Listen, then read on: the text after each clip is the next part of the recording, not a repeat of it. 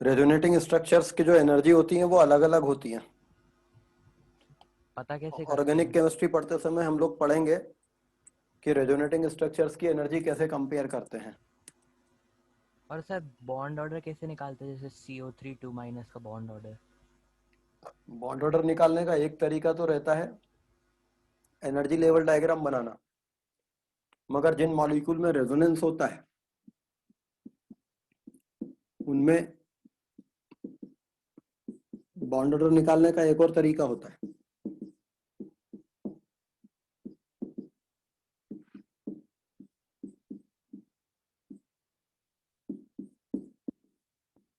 Carbonate ion के 3 canonical structure होते हैं। अगर मान लीजिए हमको इस बॉन्ड का बॉन्ड ऑर्डर निकालना है तो 3 कैनोनिकल स्ट्रक्चर्स में इन दो पर्टिकुलर एटम्स के बीच में बॉन्ड कितने बार आया? 1 2 3 4 बॉन्ड आए। तो number of bonds between two atoms in all canonical structures upon number of canonical structures will give you bond order. तो 1 2 3 4 4 बॉन्ड्स आए हैं, नंबर ऑफ कैनोनिकल स्ट्रक्चर 3 है, तो इस बॉन्ड का बॉन्ड ऑर्डर 4/3 होगा। दरअसल ये एवरेज कर देता है इस कार्बन और ऑक्सीजन के बीच में 3 स्ट्रक्चर में से 4 बार बॉन्ड आया, तो एवरेज कितना आया? 4/3 बॉन्ड। तो ये एक एवरेजिंग का तरीका है। Okay sir. जैसे साइनाइड आयन के 2 कैनोनिकल स्ट्रक्चर थे,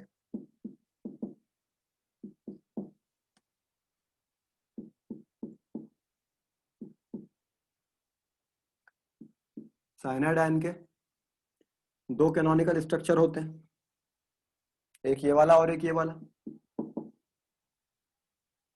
तो 2 बार 2 कैनोनिकल स्ट्रक्चर में बॉन्ड 5 आए हैं, तो करीब 2.5 बॉन्ड होगा कार्बन और नाइट्रोजन के बीच में।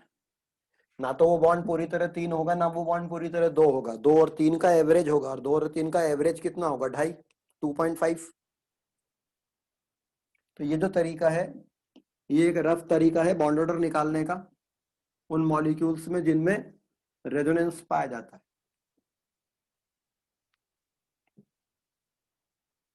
What is singlet bond? PCl5 में फास्फोरस के आउटर मोस्ट शेल में 5 इलेक्ट्रॉन होते हैं। फास्फोरस अगर ये 5 बॉन्ड 5 क्लोरीन से बना लेता है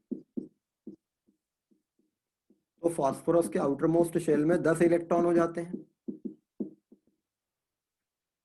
और ये ऑक्टेट रूल का एक्सेप्शन हो जाता है। तो ऑक्टेट रूल को डिफेंड करने के लिए एक दूसरा कॉन्सेप्ट दिया जाता है। फास्फोरस के आउटर मोस्ट शेल में जो 5 इलेक्ट्रॉन रहते हैं, फास्फोरस इनसे 3 बॉन्ड क्लोरीन से बनाता है। फास्फोरस के आउटर मोस्ट शेल में 5 इलेक्ट्रॉन होते हैं। इन 5 में से फास्फोरस 3 बॉन्ड तो नॉर्मल क्लोरीन से बना लेता है,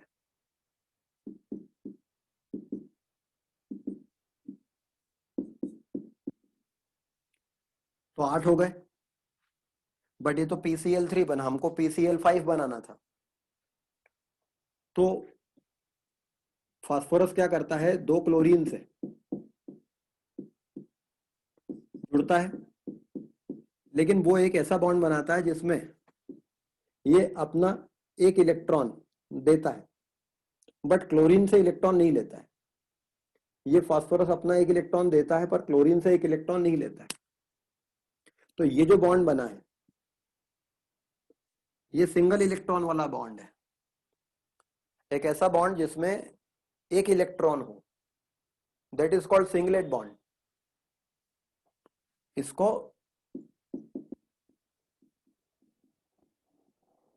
सिंगलेट बॉन्ड कहते हैं। इस तरह से फास्फोरस 5 क्लोरीन से जुड़ भी जाएगा और 1 2 3 4 5 6 7 8 ही इलेक्ट्रॉन रखेगा। तो ऑक्टेट रूल को डिफेंड करने के लिए सिंगलेट बॉन्ड का कॉन्सेप्ट दिया गया, बट लेटर ऑन फिर वो उसको हटा दिया क्योंकि ज्यादा बेहतर थ्योरी मॉलिक्यूलर ऑर्बिटल थ्योरी आ गई। तो सिंगलेट बॉन्ड मतलब एक ऐसा बॉन्ड, कोवेलेंट बॉन्ड जो रहता है वो 2 इलेक्ट्रॉन वाला बॉन्ड रहता है, सिंगलेट बॉन्ड मतलब 1 इलेक्ट्रॉन वाला bond.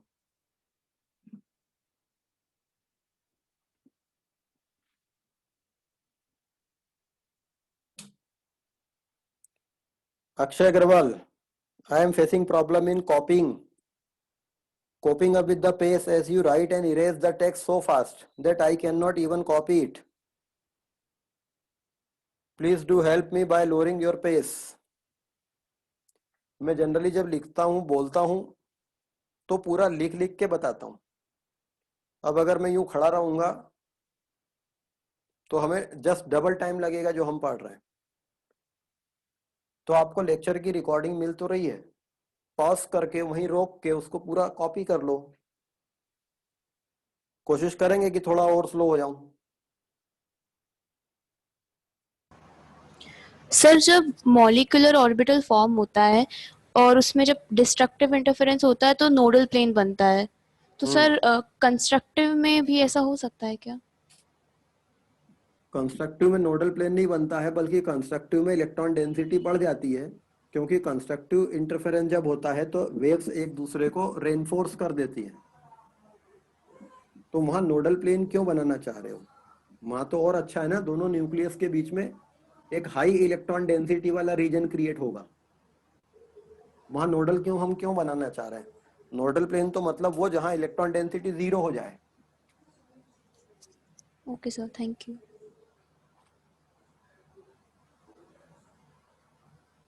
What is polling scale? Elements की इलेक्ट्रोनेगेटिविटी मेजर करने के लिए पॉलिंग स्केल यूज की जाती है। ये एलिमेंट्स की बॉन्ड एनर्जी से मेजर की जाती है। लेटर ऑन हम इसको पढ़ेंगे। What is hypervalent species? Octet rule से जो 8 से ज्यादा इलेक्ट्रॉन रखती है दे आर हाइपरवेलेंट। फास्फोरस यहाँ हाइपरवेलेंट है, SF6 में सल्फर हाइवेलेंट है, हाइपरवेलेंट है, क्लोरीन हाइपरवेलेंट है ClO4 1 माइनस आयन में। अगर कोवेलेंट बॉन्डिंग करने के बाद 8 से ज्यादा इलेक्ट्रॉन हो जाए तो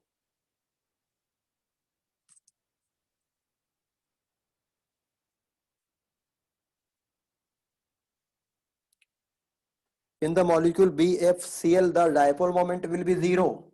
BFCl मॉलिक्यूल अगर बना BeFCl, इसमें डायपोल मोमेंट 0 नहीं रहेगा। ये इधर इलेक्ट्रॉन पुल करेगा, ये इधर इलेक्ट्रॉन पुल करेगा, मगर ये स्ट्रॉन्गर डायपोल है तो नेट डायपोल इस तरफ जाएगा, क्योंकि फ्लोरीन की इलेक्ट्रोनेगेटिविटी ज्यादा है। थोड़ा कम जरूर हो जाएगा इसके अपोजिट डायरेक्शन में पुल करने से, बट नेट डायपोल मोमेंट कुछ रहेगा इसमें।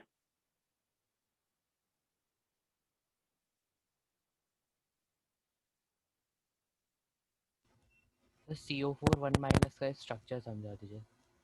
CO4 1 माइनस, CO4 1 माइनस का स्ट्रक्चर। CO4 1 माइनस क्या होता है?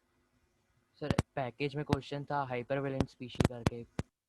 ClO4 1 minus perchlorate anion.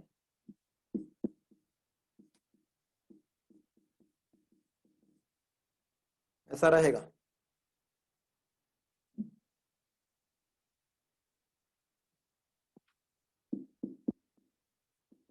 Chlorine central atom में ऑक्सीडेशन नंबर +7 है। क्लोरीन का ग्राउंड स्टेट कॉन्फ़िगरेशन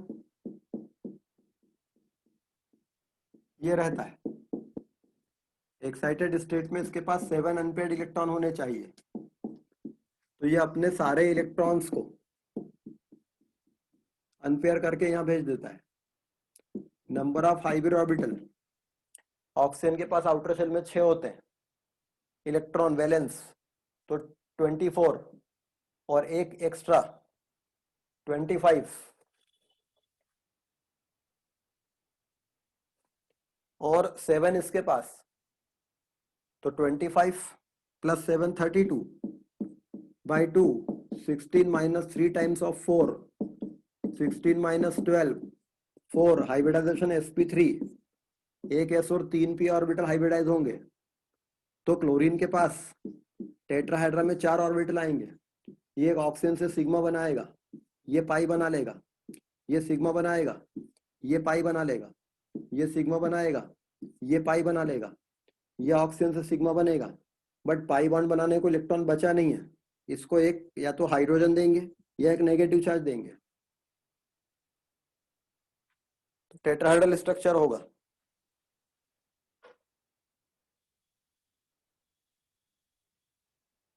सर इसमें हम क्लोरीन को नेगेटिव देकर वो पाई बॉन्ड बना सकते थे? नहीं, यहां पर ये पता होना चाहिए था कि दरअसल ये HClO4 जो होता है ये H+ आयन रिलीज करता है, तब ClO4 बनता है, और ये H+ रिलीज कर रहा है, तो ये O से जुड़ा हुआ H रहा होगा। थोड़ा सा ये बात हमें पता होनी चाहिए थी, हम क्लोरीन को एक इलेक्ट्रॉन या एक्स्ट्रा देकर Cl को नेगेटिव करके फिर ऐसा नहीं कर सकते थे, ये बात हमें पता होनी चाहिए थी, वरना एक स्ट्रक्चर ये भी बन तो सकता था इसका। Okay sir, thank you.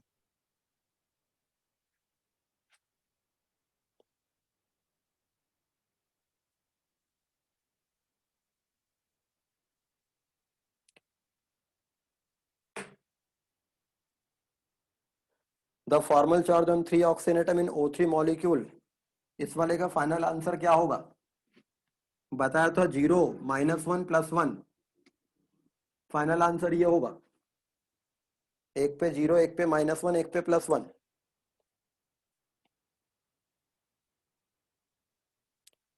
In order to explain Bend's rule, we hybridize in phosphorus sp2 and pd, but p and d orbitals don't have same energy, nearly same energy होती है, इसलिए उनको हाइब्रिडाइज करा सकते हैं, और हाइब्रिडाइजेशन वैसे भी केवल एक कॉन्सेप्ट है।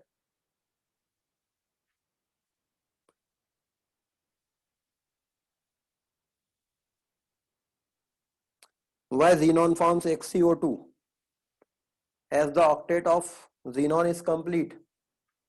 ऑक्टेट का कंप्लीट होना कोई ऐसी गारंटी नहीं है कि बॉन्डिंग होगी या नहीं होगी। ऑक्टेट रूल पहले यूज होता था, अब हम जानते हैं कि ऑक्टेट रूल के कई एक्सेप्शन हैं, तो जीनॉन का ऑक्टेट कंप्लीट रहता है लेकिन फिर भी वो बॉन्डिंग करती है, बिकॉज जीनॉन की इलेक्ट्रोनेगेटिविटी कम रहती है, दूसरे एटम फ्लोरीन या ऑक्सीजन उससे इलेक्ट्रॉन पुल करके बॉन्डिंग करा सकते हैं, भले उसका ऑक्टेट कंप्लीट है।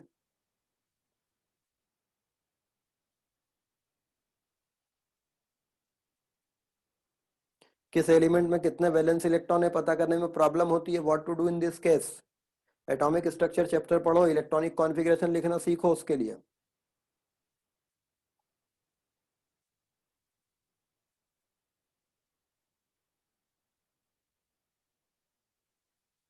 In the molecule AlFO2, AlFO2 molecule क्या होता है?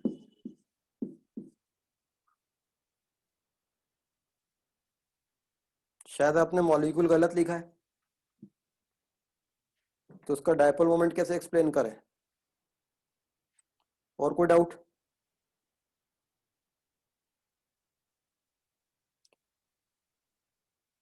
होमो and LUMO orbitals, homo orbitals का मतलब होता है highest occupied molecular orbitals, but in the sense of energy तो हम इसको लिख ले highest energy occupied molecular orbitals, और लूमो ऑर्बिटल्स का मतलब होता है लोएस्ट ऑक्यूपाइड, लोएस्ट अनऑक्यूपाइड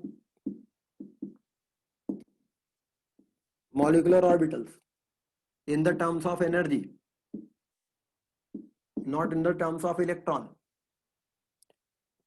तो अगर मान लीजिए नाइट्रोजन का इलेक्ट्रॉनिक कॉन्फ़िगरेशन लिखते समय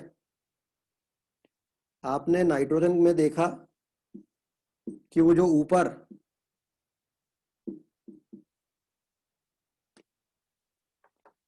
नाइट्रोजन के एनर्जी लेवल डायग्राम में ऊपर वाले पोर्शन में हम ये देखते हैं कि ऐसी कंडीशन रहती है यहां पर पाई 2p(x), पाई 2p(y), सिग्मा 2p(z) होता है। यहां पर pi star 2p(x), pi star 2p(y) और सिग्मा स्टार 2p(z) होता है। नीचे के सिग्मा 1s2, सिग्मा 2s2 वगैरह सब भरे हैं, और यहां तक इलेक्ट्रॉन फिल होते हैं, 14 इलेक्ट्रॉन यहां तक फिल हो जाते हैं। ये एनर्जी का लेवल है। या नीचे वो sigma 2p star, sigma 2s और सिग्मा स्टार 2s सब नीचे भरे हुए हैं। ये वाले ऑर्बिटल क्या है? इलेक्ट्रॉन से ऑक्यूपाइड। ये क्या है? अनऑक्यूपाइड। तो हाईएस्ट एनर्जी वाले ऑक्यूपाइड मॉलिक्यूलर ऑर्बिटल कौन से हैं? ये एनर्जी का एक्सिस है। ये ऑक्यूपाइड है मगर लोअर एनर्जी पे है, या ऑक्यूपाइड है लोअर एनर्जी पे, ये ऑक्यूपाइड है हाईएस्ट एनर्जी वाला ऑक्यूपाइड मॉलिक्यूलर ऑर्बिटल है ये। तो ये होमो ऑर्बिटल है। लोएस्ट एनर्जी वाले अनऑक्यूपाइड, ये अनऑक्यूपाइड है मगर ये हायर एनर्जी वाला है। ये लोएस्ट एनर्जी वाला अनऑक्यूपाइड है।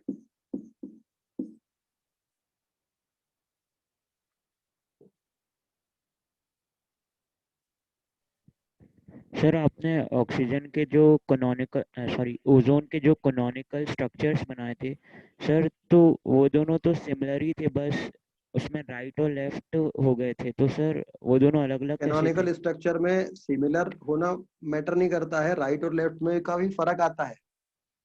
3 ऑक्सीजन एटम है, इन तीनों की अपनी अपनी इंडिविजुअलिटी तो है, भले ही तीनों ऑक्सीजन है, इसलिए इनको हम अलग मानेंगे। सर और ClO4 माइनस है जो, तो वो minus sign sir formal charge होगा? वो रियल चार्ज है क्योंकि वो H+ के जाने से आया है। रियल चार्ज फॉर्मल चार्ज भी होता है, बट फॉर्मल चार्ज हमेशा रियल चार्ज हो जरूरी नहीं है।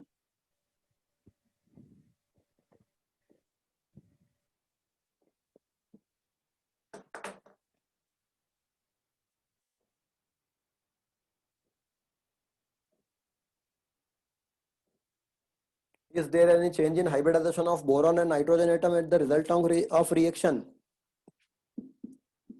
BF3 जब NH3 से रिएक्शन करता है तब BF3.NH3 बनाता है। BF3 में बोरॉन sp2 हाइब्रिडाइज्ड है, एक एम्प्टी ऑर्बिटल इसके पास है। अमोनिया sp3 हाइब्रिडाइज्ड है, एक लोन पेयर इसके पास है। इसके एम्प्टी ऑर्बिटल से ये अपने भरे ऑर्बिटल से कोऑर्डिनेट बॉन्ड बनाता है। चूंकि ये कोऑर्डिनेट बॉन्ड एक सिग्मा बॉन्ड होता है, इसलिए बोरॉन sp3 हाइब्रिडाइज हो जाता है, खाली ऑर्बिटल ऐसा आ जाता है। पहले वो अनहाइब्रिडाइज था। और नाइट्रोजन का हाइब्रिडाइजेशन चेंज नहीं होता है, वो तो ऑलरेडी sp3 है, और वो अपना sp3 हाइब्रिड ऑर्बिटल बोरॉन के sp3 में रख देता है। तो बोरॉन का हाइब्रिडेशन sp2 से चेंज होकर sp3 हो जाता है। बोरॉन ऐसा प्लेनर होता है, अमोनिया आता है तो ऐसा पिरामिडल हो जाता है, और इधर अमोनिया लग जाता है तो टेट्राहेड्रल हो गया ये। तो यस, बोरॉन का हाइब्रिडेशन चेंज हो रहा है।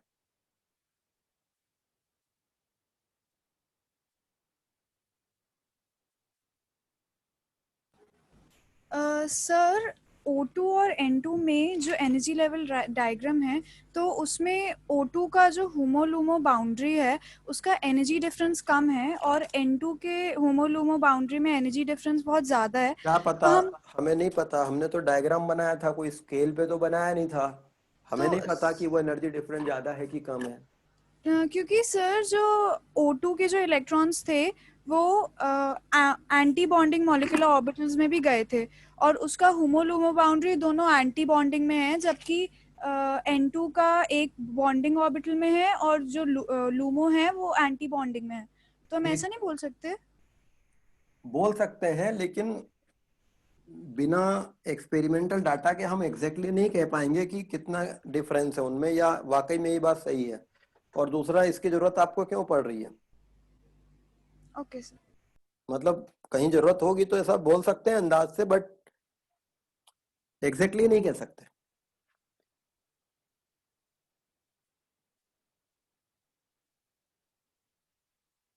Page number 12, question number 11। Can we do it by counting electrons.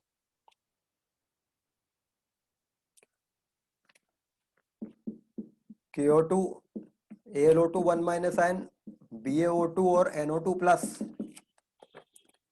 इनमें अनपेयर्ड इलेक्ट्रॉन किसके पास है? इसके पास ऑड नंबर ऑफ इलेक्ट्रॉन है अगर टोटल इलेक्ट्रॉन काउंट करें तो। पोटेशियम का पास 19 इलेक्ट्रॉन होते हैं, ऑक्सीजन के पास 8 होते हैं, एक और ऑक्सीजन है, ये टोटल नंबर ऑड नंबर आएगा। अगर एक मॉलिक्यूल के पास ऑड नंबर ऑफ इलेक्ट्रॉन है तो पक्का एक इलेक्ट्रॉन अनपेयर्ड उसके पास होगा। तो हम ये तो कह सकते हैं कि इसके पास अनपेयर्ड होगा क्योंकि इसके पास total number of electron odd number है, इनके पास इवन नंबर है। But even number of electron होने पे अनपेयर्ड नहीं होगा, ये बोलना गलत है। O2 में अनपेयर्ड इलेक्ट्रॉन होता है, मॉलिक्यूलर ऑर्बिटल थ्योरी में हमने देखा, जबकि इसका total number of electron even number है।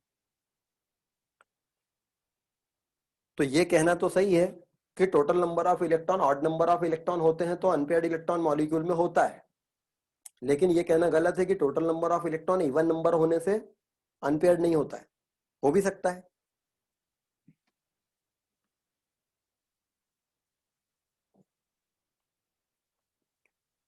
What are the advantages of resonance? Resonance से हम मॉलिक्यूल के स्ट्रक्चर एक्सप्लेन कर पाते हैं प्रॉपर।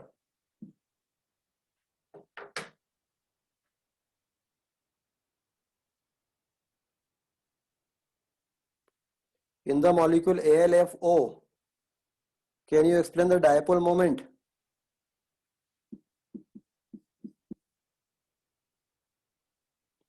AlFO,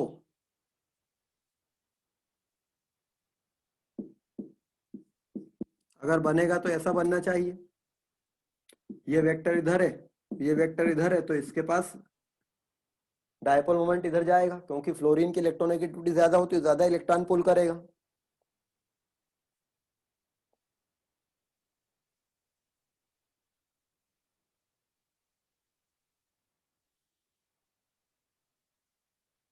बेंड्स रूल में पीडी ऑर्बिटल में एस कैरेक्टर 0 होता है तो उनमें हायर इलेक्ट्रोनेगेटिव एटम क्यों जाता है? बेंड्स रूल में हम ये 3 ऑर्बिटल को sp2 हाइब्रिड ऑर्बिटल मान रहे थे, इन दो को हमने pd ऑर्बिटल माना था जिनमें s कैरेक्टर नहीं है।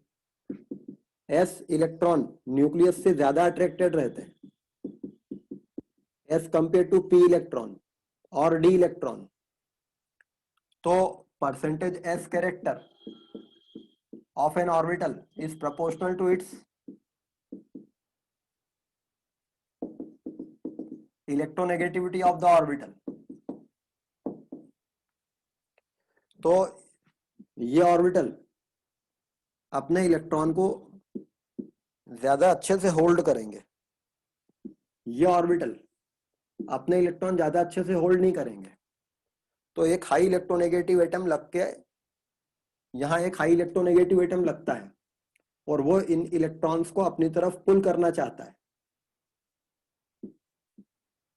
ये फ्लोरीन इसको, तो फ्लोरीन यहां लगता तो इसको ढंग से पुल नहीं कर पाता, इसको ज्यादा आसानी से पुल कर लेगा।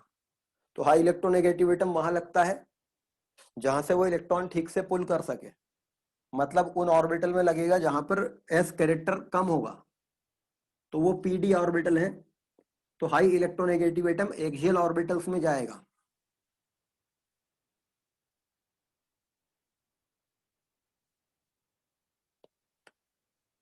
Question number 6 part B, once again subjective 2 package।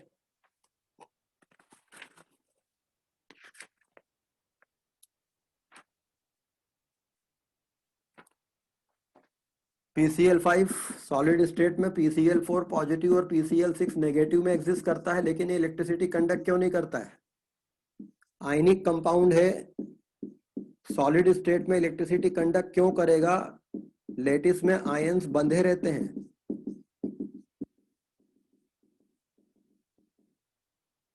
ये इलेक्ट्रिसिटी कंडक्ट कब करेगा?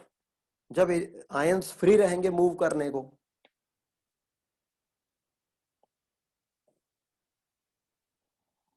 बेंजीन के स्ट्रक्चर में डिफरेंस कैसे आता है? रेजोनेंस कॉन्सेप्ट को हम ऑर्गेनिक केमिस्ट्री में डिटेल में पढ़ेंगे, तो अभी आपको केवल बेंजीन के दो स्ट्रक्चर याद रख लेने हैं, डिफरेंस कैसे आता है वो सब बाद में देखेंगे। बेंजीन के ये दो स्ट्रक्चर बनाए जाते हैं जिसमें से एक्चुअल स्ट्रक्चर इन दोनों का कोई हाइब्रिड रहता है।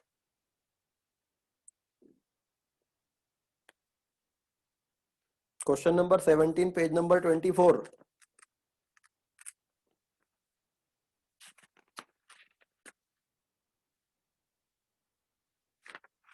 Which set has all colored ions?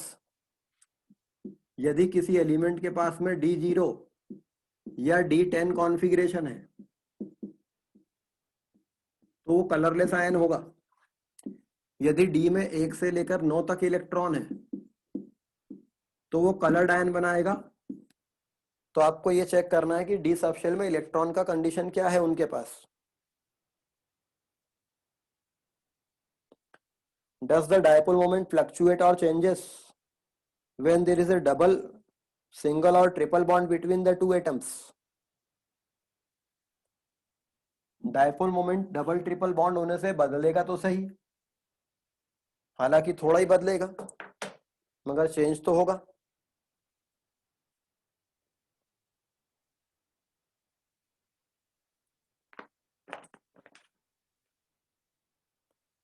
Can we study a chapter from NCERT before the main lecture of this chapter? Obviously NCERT को तो अगर आप पहले पढ़ ले तो बहुत अच्छा है।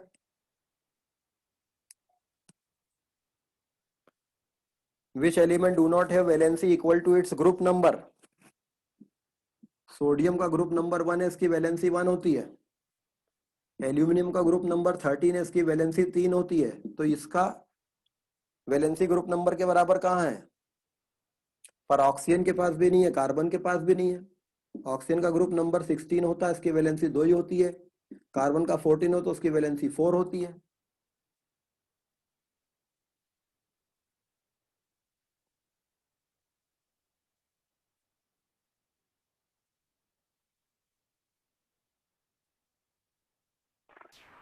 हेलो हम्म, सर, एनर्जी लेवल डायग्राम में हम लोग ने एस ऑर्बिटल पी ऑर्बिटल देख लिया, तो डी ऑर्बिटल हमारे कोर्स में नहीं है क्या कि उसको हाँ, बना डी ऑर्बिटल के एनर्जी लेवल डायग्राम आपके कोर्स में नहीं है। ओके। चलिए नेक्स्ट क्लास में हम लोग नया चैप्टर स्टार्ट करेंगे, केमिकल इक्विलिब्रियम।